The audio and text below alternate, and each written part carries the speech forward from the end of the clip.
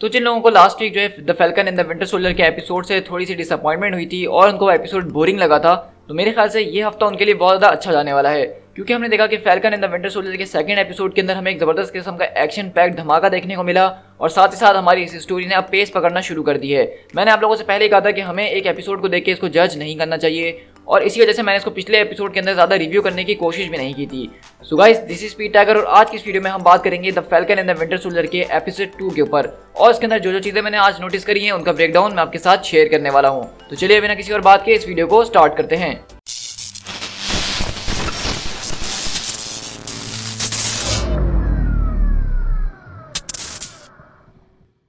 तो हमारी आज की कहानी की शुरुआत जो है यहाँ पे बेसिकली जॉन वॉकर के साथ होती है, जो कि हमारे नेक्स्ट कैप्टन अमेरिका बनने वाले हैं। और हम देख रहे होते हैं कि किस तरह से वो एक स्ट्रगल के बीच फंसा हुआ होता है, वो भी दरअसल इस रोल को एक्सेप्ट नहीं कर पा रहा है। उसके लिए भी ये थोड़ा बहुत मुश्किल हो रहा है कि किस तरह से वो दुनिया के सामने अपने आप को कैप्टन अमेरिका की तरह पेश करेगा। और हमें यहाँ पे ये सारी की सारी बातें पता चली हैं और हमें यहाँ से पता चला कि जॉन वॉकर को इसीलिए चूज़ किया गया है क्योंकि वो मिलिट्री के अंदर काफ़ी ज़्यादा मेडल्स वगैरह जीत चुका है और उसका एक ऐसा बिहेवियर है कि वो टेररिज्म को ख़त्म करने के लिए कुछ भी कर देता है। और ये इसके ऊपर हम चल के आगे बात करेंगे कि किस तरह से ये कुछ भी करने के लिए बना हुआ है।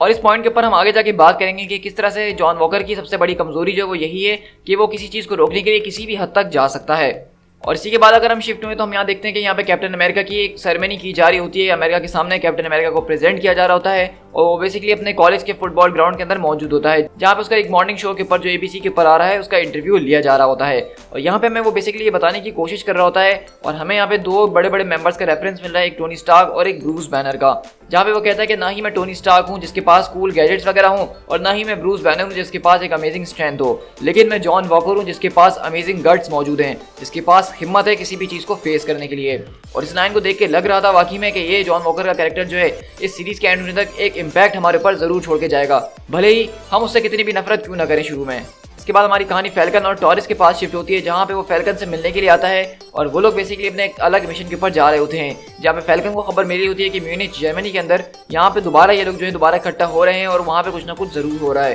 तो इस बात को इन्वेस्टिगेशन करने के लिए वो वहाँ पे खुद जा रहा है, क्योंकि पहले उसने सिर्फ रेड विंग को वहाँ पे भेजा हुआ था। लेकिन हम देखते हैं कि यहीं पे जब वो जा रहा होता है अपने जहाज में बैठने के लिए तो वहाँ पे उसको आके टकराता है बकी, और हम देखते हैं कि बकी भी ये सारी की सारी न्यूज़ देखकर आ रहा होता है कि कैप्टन अमेरिका की शील्ड को जॉन वॉकर के हवाले कर दिया गया है। तो वो भी इस बात पे थोड़ा बहुत गुस्सा होता है और ये सारा का सारा गुस्सा वो अपना फैल्कन के ऊपर आके उतार रहा होता है कि तुम्हें कभी शील्ड देनी ही नहीं चाहिए थी, क्योंकि कैप्टन ने तुम्हारे पर विश्वास किया था, तुम्हारे पर भरोसा किया था और तुम्हें इसीलिए वो शील्ड दी थी और उसको तुम्हें ही अपने पास रखना चाहिए था। तुमने ये देखे बहुत बड़ी गलती कर दी। लेकिन हम देख रहे हैं कि यहाँ पे जो है फैल्कन इस बात से ज़रूर अफसुर्दा है कि उसकी शील्ड किसी और को दे दी गई है, लेकिन अभी भी वो बात तो एक्सेप्ट नहीं कर रहा है कि उसने शील्ड लेके गलती करी, बल्कि वो यही कह रहा है कि मैंने जो करा वो मेरी जगह बिल्कुल ठीक था और मुझे उसको जस्टिफाई करने की किसी को कोई ज़रूरत नहीं है। और दूसरी मज़ेदार बात यह है कि इस एपिसोड के अंदर भी हमने स्टीव रॉजर्स के बारे में कुछ भी नहीं सुना। हमें बस यही बताया जा रहा है कि स्टीव के जाने के बाद हमें शील्ड दे दी गई, स्टीव के गुजर जाने के बाद शील्ड जो है वो एक लेगेसी बन गई, लेकिन स्टीव आखिरकार गया कहाँ है इसके बारे में कोई हिंट अभी तक नहीं दिया गया है। तो मे भी ये एक मिस्ट्री है जो कि सारी की सारी सीरीज के अंदर चलने वाली है और आखिरी के कुछ एपिसोड में हमें जाके इसको बारे में रिवील किया जाएगा।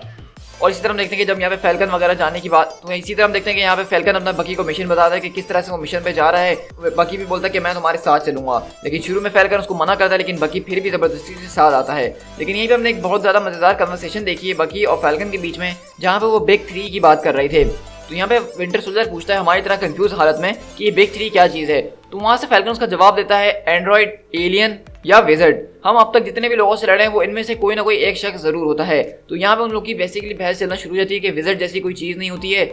लेकिन खैर यहाँ पे सारे के सारे जोक्स असाइड, यहाँ पे जो मेन बात है वो ये है कि बिग 3 का जो वर्ड इस्तेमाल किया गया है। अब अगर हम कॉमिक्स की बात करें या हम कॉमिक बुक रीडर्स की बात करें, तो अगर हम बिग 3 से किसी चीज़ को रेफर करते हैं तो वो कॉमिक्स के अंदर कैप्टन अमेरिका, आयरन मैन और थॉर को रेफर किया जा रहा होता है। जब भी ये तीनों एक साथ होते हैं तो उनको बिग 3 के नाम से रेफर किया जा रहा होता है। जिस तरह जस्टिस लीग के अंदर बैटमैन, सुपरमैन और वंडर वुमन को जो है ट्रिनिटी के नाम से बुलाया जाता है, इसी तरह मार्वल के अंदर इन तीनों को बिग 3 के नाम से बुलाया जाता है। तो ये मेरे ख्याल से एक इन्होंने कॉमिक बुक ईस्टर एग देने की कोशिश करी है हम व्यूवर्स के साथ। और इसी तरह हम लोग देखते हैं कि यहाँ पे विंटर सोल्जर क्योंकि उसके साथ जबरदस्ती इस मिशन पे आ गया है, फैल्कन उसको ले जाना नहीं चाहता था, तो जहाज के अंदर वो लोग एक दूसरे को घूर घूर के वैसे ही देख रहे होते हैं। और यहाँ पे फैल्कन उसी तरह जहाज से कूद जाता है उसको बिना प्लान बताए। और हम देखते हैं कि यहाँ पे सारी की सारी मूवमेंट हमें टोनी स्टार्क और कैप्टन अमेरिका विंटर सोल्जर से मिला रही हैं, बिल्कुल जिस तरह कैप्टन जो है बिना पैराशूट के जहाज से कूद जाते हैं और जिस तरह कैप्टन अमेरिका आयरन मैन से एवेंजर्स के अंदर पूछते हैं कि तुम्हारे पास क्या प्लान है, तो स्टार्क बोलता है कि बन गया प्लान और वो जहाज से कूद जाता है। तो वो पूरा एक डेजा वू सी हमें फीलिंग आ रही है सारे के सारे सीन को देख के। और अब देखते हैं कि यहाँ पे बकी बेसिकली पकड़ पैराशूट के कूद जाता है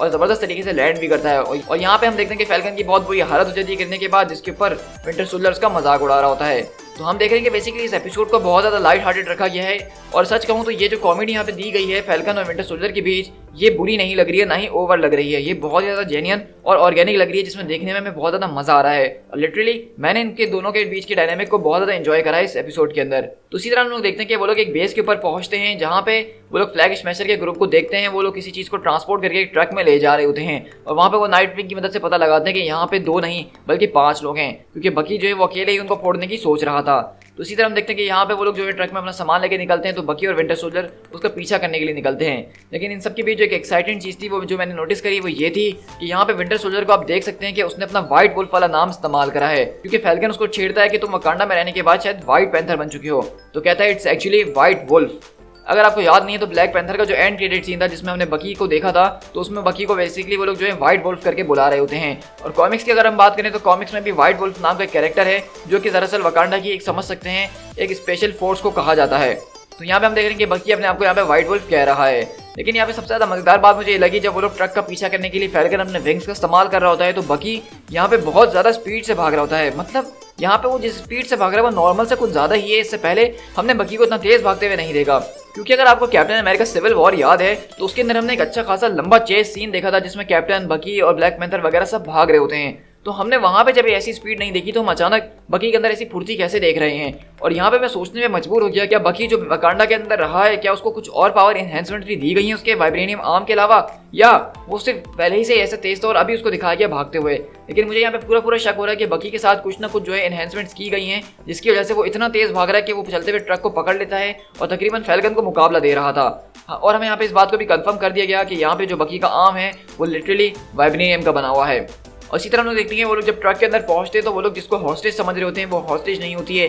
बल्कि वही इस ग्रुप की लीडर है जिसका नाम कार्ली बताया गया है। और हम देखते हैं कि यहाँ पे वो भी जो है काफी ज्यादा एक सुपर पावर्ड बीइंग है। वो बकी को एक लात मार के ट्रक से बाहर फेंक देती है और हम देखते हैं कि यहाँ पे फ्लैग स्मैशर का सारा ग्रुप उनसे लड़ने के लिए आ जाता है। और इस सारे के सारे ग्रुप के पास वैसे ही सुपर स्ट्रेंथ है जिस तरह बकी और कैप्टन अमेरिका के पास हुआ करती थी। और इस बात पे ये लोग बिलीव करने पे मजबूर हो गए कि ये सारे के सारे लोग सुपर सोल्जर्स हैं और किसी ना किसी तरीके से इनके पास सुपर सोल्जर सीरम का फॉर्मूला लग चुका है। लेकिन यहाँ पे अगर हम इस फाइट सीन की बात करें जो ट्रक के ऊपर की गई है वो बहुत ही ज़्यादा औसम और ज़बरदस्त किस्म की थी, क्योंकि हम देखते हैं कि यहाँ पे इस फाइट के अंदर फैल्कन और विंटर सोल्जर वो दोनों की टाइट करके धुलाई हो रही होती है उन लोगों से। तो हम देखते हैं कि यहाँ पे इनको बचाने के लिए कोई और नहीं बल्कि कैप्टन अमेरिका पहुंचते हैं। हाँ, वही नया लड़का जिससे सब नफरत कर रहे थे वो यहाँ पे फैल्कन और विंटर सोल्जर को बचाने के लिए आया है। और हम इस तरह से देखते हैं कि यहाँ पे कैप्टन अमेरिका के साथ उसका एक साइड हिट भी मौजूद है जिसने अपना नाम जो है यहाँ पे हमें बैटल स्टार बताया है। तो वैसे तो ये पूरी की पूरी फाइट सीक्वेंस बहुत ज़्यादा मज़ेदार थी और उसको देखने में मुझे काफ़ी मज़ा आया। लेकिन अगर आपने यहाँ पे एक बात नोट करी है कि जब जॉन वॉकर का दोस्त जो है एक मुसीबत में फंस जाता है और वो लोग उसको तकरीबन मारने ही वाले होते हैं, तो वहाँ पे कैप्टन अमेरिका इस्तेमाल करता है गन का। तक कभी भी कैप्टन अमेरिका को गन का इस्तेमाल करते हुए नहीं देखा होगा। और यूएस एजेंट यानी जॉन वॉकर की जो खास बात थी वो यही थी कि वो जो है अपने दुश्मनों को गिराने के लिए वो ब्रूट फोर्स का इस्तेमाल नहीं बल्कि कभी कभार लीथल फोर्स का भी इस्तेमाल कर लेता है, यानी उनको जान से भी मारने से पीछे नहीं हटता है। और यही बात है जहाँ पे जॉन वॉकर का कैरेक्टर एक डार्क साइड के ऊपर चले जाता है, क्योंकि सुपर हीरोज का काम है दुनिया को बचाना और दुश्मनों को रोकना, उनको उनकी सजा देना। ये सुपर हीरोज का काम कभी भी नहीं है। लेकिन हम देख रहे हैं कि जॉन वॉकर का कैरेक्टर जो है क्योंकि वो पहले मिलिट्री के अंदर रह चुका है, वो टेररिस्ट ग्रुप्स को खत्म कर चुका है, तो उसका दिमाग एक तरह से वैसे ही सेट हुआ है कि उसको टेररिस्ट को रोकना है किसी भी कीमत के ऊपर। तो इसी वजह से वो गन्स का यहाँ पे इस्तेमाल कर रहा है। और ये छोटी सी डिटेल थी जिसको आप में से बहुत सारे लोगों ने ऐसे ही मिस कर दिया होगा, लेकिन ये एक बहुत बड़ा मकसद रखती है। खैर, हम यहाँ पे देखते हैं कि ये सारी की सारी फाइट के दरमियान कैप्टन अमेरिका, बकी, विंटर सोल्जर तीनों ही जो है पूरे के पूरे ग्रुप से पिट जाते हैं और वो ग्रुप उनके हाथों से निकल जाता है। और वहीं हम देखते हैं कि फैल्कन और विंटर सोल्जर अपने रास्ते अकेले ही जा रहे होते हैं, लेकिन वहीं पे कैप्टन अमेरिका गाड़ी के अंदर आते हैं उनको लिफ्ट देने के लिए। और हम देखते हैं कि यहाँ पे जिस तरह हम उससे नफरत कर रहे हैं वैसे ही फैल्कन और विंटर सोल्जर भी उससे नफरत कर रहे हैं और उसको बिल्कुल इग्नोर कर देते हैं। लेकिन उनको समझाने की कोशिश करता है कि मैं यहाँ पे सिर्फ अच्छा काम करने की कोशिश कर रहा हूँ और हमारा दुश्मन एक ही है, हमें साथ काम करना चाहिए और फला फला फला आप समझ सकते हैं। तो वो लोग बेसिकली उसकी बात सुन के गाड़ी में बैठ जाते हैं, लेकिन गाड़ी के अंदर कुछ बातें ऐसी होती हैं कि जिसको सुन के उन दोनों का दिल खराब हो जाता है और वो दोनों गाड़ी से उतर जाते हैं। लेकिन इसी के बाद हम देखते हैं कि यहाँ पे फ्लैग स्मैशर का ग्रुप जो है सोकोविया के नाम के एक शहर के अंदर जो है आता है और वहाँ पे उनको कुछ लोग जो है यहाँ पे रेफ्यूज दे रहे होते हैं। तो बेसिकली हम देख रहे हैं कि फ्लैग स्मैशर का जो ग्रुप है वो पूरी दुनिया में फैल चुका है और ये लोग अब काफ़ी ज़्यादा मशहूर हो गए हैं। तो इन लोग को रहने के लिए लोग अपने घर ऑफर कर रहे हैं कि आप यहाँ पे रुकिए, हमारे पास कोई मसला नहीं है। और यहाँ पे उनको फ्राई करके कलेजी भी खिलाई जा रही है ज़बरदस्त तड़का लगा के। तो हम देखते हैं कि यहाँ पे सारे के सारे लोग यहाँ पे आके स्टे करते हैं, लेकिन यहाँ पे जो उनकी लीडर कार्ली है उसके पास एक मैसेज आता है, क्या तुम्हें वो मिल गया जो मेरा है? और मैं तुम्हें जान से मारने के लिए आ रहा हूँ। तो यहाँ से हमें ये नहीं बताया गया कि ये शख्स कौन है जो कि इससे बात कर रहा है, और ये देख के लग रहा है कार्ली के काफी ज्यादा डरी हुई है। तो हो सकता है कि ये इनका असल लीडर हो जिससे इन लोगों ने गद्दारी करी हो, क्योंकि लास्ट एपिसोड में हमने फ्लैग स्मैशर के ग्रुप के अंदर एक नए आदमी को देखा था जिसने उस बैंक को डकैती करी थी। लेकिन आज इस एपिसोड के अंदर में ऐसा दिखाया जा रहा है कि कार्ली जो ये लड़की है यही इनकी लीडर है। तो ये मिस्ट्री तो हमारे साथ आगे जाके ही सॉल्व की जाएगी, अभी के लिए हमें कुछ भी नहीं बताई है, लेकिन हम अंदाजा लगा सकते हैं कि ये जो कोई भी शख्स है ये जरूर कोई बड़ा ही इंसान होने वाला है। और इसी तरह हम यहाँ पे देखते हैं कि यहाँ पे फैल्कन और विंटर सोल्जर वापसी जब जहाज से आ रहे होते हैं तो वो लोग आपस में कुछ बातें शेयर करते हैं। यहाँ पे सिविल वॉर का भी जिक्र किया गया था कि लास्ट टाइम जब उन्होंने शील्ड चुराने की कोशिश करी थी तो क्या क्या हो गया था। लेकिन यहाँ पे बकी जो है फैल्कन को बोलता है कि उसको किसी शख्स से मिलवाना है और वो मिलना जरूरी है। और यहाँ पे हमें एक जो है मिस्टीरियस नया शख्स से मिलवाया जा रहा है जिसको मैंने ऑलरेडी शो में गैस कर लिया था, लेकिन जब उनका नाम सामने आया तो मैं और ज्यादा क्लियर हो गया, क्योंकि हम देखते हैं कि मैरीलैंड के अंदर वो लोग किसी से मिलने के लिए आते हैं और ये कम्युनिटी जो है ये ब्लैक कम्युनिटी है, यानी कि यहाँ पे सारे ब्लैक स्किन पर्सन रहते हैं। और यहाँ पे कुछ बच्चे फैल्कन को भी बोलते हैं कि हे ये ब्लैक फैल्कन है। तो हमें यहाँ पे देख रहे हैं कि यहाँ पे इस पूरे के पूरे सीन के अंदर रेसिज्म को जो है बहुत ज़्यादा स्ट्रॉन्ग दिखाया गया है। हम देखिए अगर यहाँ पे दीवारों के ऊपर आर्ट वगैरह जो बने हुए हैं उसमें भी ब्लैक पीपल वगैरह बने हुए हैं, तो ऐसा लग रहा है कि यहाँ के जो लोग हैं वो व्हाइट लोगों से नफरत करते हैं। और ये शक हमारा आगे जाके और भी ज़्यादा क्लियर हो गया, क्योंकि हम देखते हैं कि जब यहाँ पे दरवाज़ा खुलता है तो वहाँ पे एक बच्चा सामने आता है जिससे बकी पूछता है कि हमें जो है आइजा से मिलना है। और अगर आप लोगों को नहीं पता है तो आइजा ब्रैडली जो है वो कॉमिक्स के अंदर कैप्टन अमेरिका रह चुका है, यानी दूसरा कैप्टन अमेरिका। और जिस लड़के ने दरवाजा खोला उसका नाम आइजा ब्रैडले है। और अगर आपको नहीं पता है तो कॉमिक बुक में आगे जाके यही लड़का जो है पेट्रियट बनता है, जो कि यंग एवेंजर्स की टीम का कैप्टन या लीडर भी आप उसको समझ सकते हैं। तो आप देख रहे हैं कि किस तरह से यंग एवेंजर्स की टीम बनाने की पूरी तैयारी जो है मार्वल ऑलरेडी कर चुका है। यहाँ पे जो है बेसिकली इस सीरीज के एंड तक हमें पेट्रियट के कैरेक्टर से इंट्रोड्यूस करवा दिया जाएगा। हमें जो है वांडा विजन के अंदर विकन और स्पीड के कैरेक्टर से मिलवा दिया गया है। हॉकाई की सीरीज के अंदर जो है वहाँ पे केट बिशप आ रही है और मिस मार्वल की सीरीज के अंदर मिस मार्वल आ रही है। इसके अलावा एंटमैन के अंदर हमने उसकी बेटी केसी लैंग को देखा है जो कि अब बड़ी होकर एक टीनेज की उम्र में ही आ चुकी है। और ये सारे के सारे मिलके जो है बेसिकली यंग एवेंजर्स की टीम को आगे जाके बनाने वाले हैं। तो यहाँ से हमारे ये शक दूर हो जाता है कि मार्वल जो है फ्यूचर के अंदर यंग एवेंजर्स के बारे में बहुत कुछ सोच के रखा हुआ है। तो जो कॉमिक्स की हमारी फेवरेट टीम यंग एवेंजर्स की रह चुकी है वो बहुत जल्द हम जो है अपनी टीवी स्क्रीन के ऊपर भी देखने वाले हैं। लेकिन खैर यहाँ पे जो इंपॉर्टेंट बात है वो ये है कि आइजा ब्रैडली के बारे में यहाँ पे दुनिया में किसी को भी नहीं पता है। और हम देखते हैं कि यहाँ पे सिर्फ बकी को पता है, क्योंकि जब वो हाइड्रा में हुआ करता था तो उसको उससे मुकाबला करने का एक नौबत आई थी। लेकिन हम देखते हैं कि यहाँ पे कॉमिक्स की तरह बिल्कुल यही दिखाई है कि वो भी कैप्टन अमेरिका की तरह सुपर सोल्जर सीरम पी के एक सुपर सोल्जर बन चुके हैं। लेकिन क्योंकि वो ब्लैक थे तो गवर्नमेंट ने उनको जो है छुपा के रखा दुनिया से और उनको किसी के सामने नहीं आने दिया। और हम देखते हैं कि यहाँ पे वो इतना ज़्यादा गुस्सा में होते हैं कि वो यहाँ पे फैल्कन और विंटर सोल्जर के ऊपर लिटरली चिल्लाते हैं और उनको अपने घर से बाहर निकाल देते हैं। और वो साथ में ये भी बताते हैं कि किस तरह से उनका बकी से मुकाबला हुआ था और उन्होंने बकी को धूल चटा के रख दी थी, जो कि हल्की बात कहीं से भी नहीं है। और साथ में वो ये भी बताते हैं कि यूएस गवर्नमेंट ने उनको 30 साल तक जेल के अंदर बंद करके रखा और उनके ऊपर मुख्तलिफ किस्म के एक्सपेरिमेंट टेस्ट वगैरह किए, उनका ब्लड सैंपल्स लेते रहे। तो ये जो स्टोरी आर्क है इसको जरूर इस सीरीज के अंदर डीप में दिखाया जाएगा और यही एक जाके वजह बनेगा सुपर सोल्जर प्रोग्राम, या फिर जैसा कि मैंने आपको बहुत पहले से ही बोलता आ रहा हूँ कि falcon in the winter soldier के अंदर हमें वेपन प्लस या वेपन एक्स प्रोग्राम के बारे में कुछ न कुछ जरूर दिखाया जाने वाला है, जो कि आगे जाके कनेक्ट करेगा वुल्वरीन के साथ। तो हमें यहाँ से बात कंफर्म हो जाती है कि यूएस मिलिट्री जो है इस तरह के प्रोजेक्ट्स के ऊपर काम कर रही है और आइजा ब्रैडली जो है वो इसका अकलौता चलता फिरता सबूत है। तो यहाँ पे हम देख रहे हैं कि यहाँ पे आइजा ब्रैडली का जो सारा का सारा गुस्सा है वो बकी के ऊपर नहीं बल्कि वो यूएसए और यूएस गवर्नमेंट के ऊपर है, क्योंकि यूएस गवर्नमेंट ने उनको एक तो पावर्स दी और उनके पावर्स का सही इस्तेमाल भी नहीं करा और उल्टा उनकी शक्तियों के लिए उनको उल्टा कैद करके उनके ऊपर एक्सपेरिमेंट्स करे। अगर आप अपने आप को एक मूवमेंट में इस तरह से रख के सोचें तो आपको कितनी ज़्यादा नफरत होगी। और ये सब उनके ऊपर सिर्फ इसी वजह से किया गया क्योंकि उनकी स्किन का कलर ब्लैक था और इसी वजह से इस पूरे के पूरे टाउन के अंदर लोगों को इतनी ज़्यादा नफरत है और वो रेसिज्म इतना ज़्यादा बढ़ा हुआ है। लेकिन यहाँ से हमें सिर्फ आइजा ब्रैडली का इंट्रोडक्शन दिया गया, हमें इनकी कोई ब्रीफ हिस्ट्री वगैरह ओरिजिन नहीं बताया गया, सिर्फ वो यहाँ पे गुस्सा होकर फैल्कन और विंटर सोल्जर को यहाँ से बाहर निकाल देते हैं। और इसी के बाद हम देखते हैं कि यहाँ पे कुछ पुलिस वाले आते हैं और सैम विल्सन और बकी को रोक लेते हैं। अगर आपने सीन के ऊपर गौर किया हो तो यहाँ पे जो पुलिस वाले थे वो यहाँ पे आके खास कर सैम के ऊपर जोर डाल रहे थे कि तुम इसको तंग क्यों कर रहे हो, और वो बार बार बकी से पूछ रहे थे कि आपको उससे कोई परेशानी तो नहीं है। तो इससे हमें ये बात साफ नजर आ रही है कि यहाँ की जो पुलिस फोर्स है वो भी रेसिज्म कर रही है। उसने सैम के ऊपर इसलिए शक करा क्योंकि उसकी स्किन का कलर ब्लैक था और बकी का स्किन का कलर व्हाइट था। तो ये पूरी की पूरी जो आज हमारे एपिसोड की थीम चली है बेसिकली वो रेसिज्म के ऊपर चली है और उसको मार्वल ने बहुत ज़्यादा शानदार तरीके से प्रेजेंट करा है, क्योंकि अमेरिका के अंदर लिटरली इसी तरह से होता आया है और अभी भी कुछ स्टेट्स के अंदर ऐसा होता है। लेकिन इसमें हम देखते हैं कि सीन के अंदर बकी बार्न्स को पुलिस वाले अरेस्ट करके ले जाते हैं क्योंकि उसके खिलाफ एक अरेस्ट वारंट जारी कर दिया गया है, क्योंकि उसने अपनी उसी बुढ़ी औरत के साथ थेरेपी सेशन नहीं लिया। मतलब आप देख रहे हैं कि एक थेरेपी सेशन को मिस करने से उसको पुलिस वाले हथकड़ी लगा के अरेस्ट कर लेते हैं और उनको एक बिल्डिंग के अंदर ले जाते हैं जहाँ पे वो लेडी बेसिकली उनका थेरेपी सेशन करती है,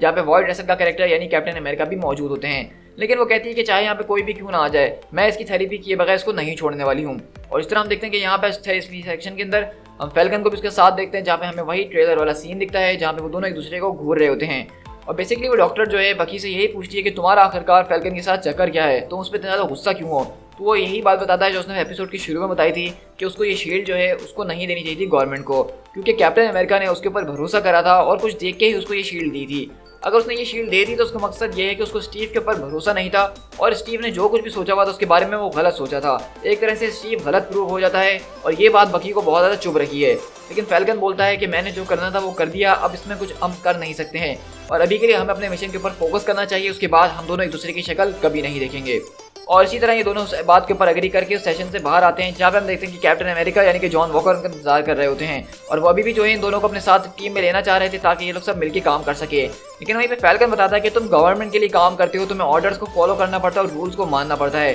जबकि एक तरफ मैं और ये जो है फ्री एजेंट्स हैं, हमारे पास ज़्यादा फ्लेक्सिबिलिटी है, हम अपनी मर्जी से कुछ भी कर सकते हैं, तो हम दोनों को एक साथ काम करना वो बनता ही नहीं है। और इस तरह वो लोग आगे चले जाते हैं। लेकिन यहाँ से जो है जॉन वॉकर भी उनको धमकी दे देता है कि अगर ऐसा करना है तो ऐसा ही ठीक, लेकिन आज के बाद अगर तुम लोग मेरे रास्ते में आए तो मैं तुम लोगों को नहीं छोड़ने वाला हूँ। और इस एपिसोड के आखिर में हमने देखा कि यहाँ पे कार्ली और उसकी जो ग्रुप हैं वो जहाज़ में बैठ के जा रहे होते हैं, लेकिन वहीं पे यूएस आर्मी को उनकी लोकेशन मिल जाती है और वो उनके ऊपर हल्ला बोलने के लिए आ रहे होते हैं। तो वहीं पर जो उनका एक मेंबर होता है वो पीछे रुक जाता है ताकि सारे लोग निकल सकें और वहाँ पे जो वो पुलिस वाले होते हैं वो उसको गन डाउन कर देते हैं, यानी जान से मार देते हैं। लेकिन यहीं से फैल्कन और बाकी आपस में ये डिसाइड कर रहे होते हैं वो लोग अब करें तो क्या करें। मतलब आइजा ब्रैडली के पास इसके हवाले से कुछ इन्फॉर्मेशन हो सकती थी, क्योंकि उनको ऐसा लग रहा है कि ये सारे के सारे जो लोग हैं ये सुपर सोल्जर्स हैं, इनके पास जो शक्तियाँ आई हैं वो सुपर सोल्जर सीरम की वजह से आई हैं और इसमें हाइड्रा का लेना देना है कुछ, और सारा का सारा सुपर सोल्जर जो प्रोग्राम है उसकी कोई हिस्ट्री चल रही है जिसको इसमें सॉल्व किया जाने वाला है। लेकिन आइजा ब्रैडली ने क्योंकि इनके साथ इतना बुरा बिहेवियर करा है वो कुछ नहीं बताना चाह रहा, तो अब इन लोगों के पास कोई और ऑप्शन ज़्यादा बचा नहीं है। अब इनके पास सिर्फ एक ही ऐसा शख्स है जिसको सुपर सोल्जर सीरम के बारे में बहुत ज़्यादा खबर है, वो सुपर सोल्जर प्रोग्राम के बारे में बहुत ज़्यादा नॉलेज रखता है और वो कोई और नहीं बल्कि वो बैरन ज़ीमो है। और इसी तरह हम यहाँ से शिफ्ट होते हैं एक जेल के अंदर, जहाँ पे हमें दिखाया जा रहा था कि जेल के अंदर कोई और नहीं बल्कि बैरन ज़ीमो बैठा हुआ है। और इसी के साथ हमारा यहाँ पे ये एपिसोड खत्म हो जाता है। तो बेसिकली इसकी एंडिंग तो बहुत ज़्यादा सिंपल है, इसको देख के आप समझ ही गए होंगे कि यहाँ पे अब क्या होने वाला है। मतलब अब नेक्स्ट एपिसोड के अंदर हम देखने वाले हैं कि यहाँ से फैल्कन और विंटर सोल्जर ज़ीमो से मिलने के लिए आएंगे, उसकी मदद लेना चाहेंगे और हो सकता है कि वो लोग उसको जेल से आज़ाद करवाएं या फिर ज़ीमो खुद ही जेल तोड़ के भाग जाए और ये सारा का सारा इल्ज़ाम फैल्कन और विंटर सोल्जर के ऊपर डाल दे। अगर आप मुझसे पूछते हैं कि मुझे आज का एपिसोड कैसा लगा और उसको मैं वन वर्ड में डिफाइन करूँ तो वो मैं क्या करूँगा, तो मैं इस एपिसोड को सिर्फ एक ही वर्ड में ये कहना चाहूँगा कि ये एपिसोड आज का बहुत ही स्ट्रॉन्ग एपिसोड था। पूरे एपिसोड के अंदर हमने एक्शन देखा, वो टॉप क्लास देखा। इसके अलावा जो आइजा ब्रैडली वाला सीन था वो मुझे बहुत ज़्यादा एक स्ट्रॉन्ग सीन लगा। वहाँ पे जो उन्होंने एक्टिंग करी है मैं उनका फैन होकर रह गया। उनकी एक्टिंग के अंदर से वो जज्बात सामने आ रहे थे कि किस तरह से यूएस गवर्नमेंट ने उनके साथ गलत करा है, नाइंसाफ़ी करी है। और कहीं ना कहीं मुझे भी इस बात का बहुत ज़्यादा दुख हो रहा था, जिस तरह वहाँ पे बकी को दुख हो रहा था और सैम विल्सन को हैरत हो रही थी कि किसी ने आज तक एक और कैप्टन अमेरिका के बारे में सुना तक नहीं जिनके पास सेम स्टीव जैसी पावर्स थी। सो गाइस, आई होप कि आपको मेरी ये वीडियो काफ़ी ज़्यादा पसंद आई होगी। इस वीडियो के अंदर जितनी भी ज़्यादा चीज़ें थी जो मैंने नोटिस करी थी कॉमिक बुक से, वो मैंने सब आपके साथ यहाँ पे ब्रेक डाउन करके शेयर करी हैं। लेकिन इसके अलावा अगर मुझसे कोई भी डिटेल मिस हो गई हो तो आप मुझे कमेंट करके ज़रूर बताइएगा। साथ ही साथ अगर आप चैनल पर नए हैं और अभी तक आपने चैनल को सब्सक्राइब नहीं करा तो इंतजार किस बात का है, मेरे चैनल को फौरन से सब्सक्राइब कर लीजिए इसी तरह सारे के सारे एपिसोड्स का ब्रेक डाउन देखने के लिए। और इसके अलावा हम अपने चैनल के ऊपर मार्वल कॉमिक्स को भी डेली बेसिस पे शेयर कर रहे होते हैं। ये वीडियो अगर आपको पसंद आई है तो उसको अपने दोस्तों के साथ शेयर करना बिल्कुल भी मत भूलिएगा। और साथ ही साथ आप मुझे फेसबुक और इंस्टाग्राम पे भी फॉलो कर लीजिए, क्योंकि मैं वहाँ पे अपने चैनल के हवाले से अपडेट्स को शेयर करता रहता हूँ। और अगर इस एपिसोड के हवाले से आपका कोई और सवाल है तो इंस्टा पे डीएम करके जरूर पूछिएगा। So guys, this is speed tiger, मिलते हैं अनदर एपिसोड के साथ। Till then, thank you so much.